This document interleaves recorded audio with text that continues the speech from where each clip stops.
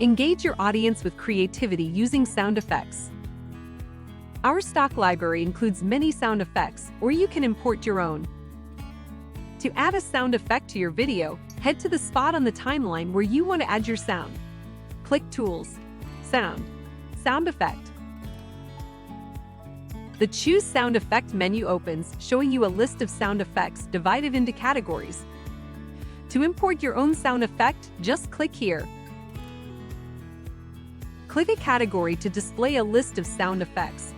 To preview a sound, click the play button next to it. Click the checkbox next to the sound effect to add it to your timeline. The sound effect is displayed on your timeline in blue. Adjust the volume and add a fade in and fade out using this menu. You can also change the sound effect by clicking the name of it to reopen the Choose Sound Effect menu. To preview your sound effect, click this button. Click OK to add it to your video. Unlock your creativity with sound effects.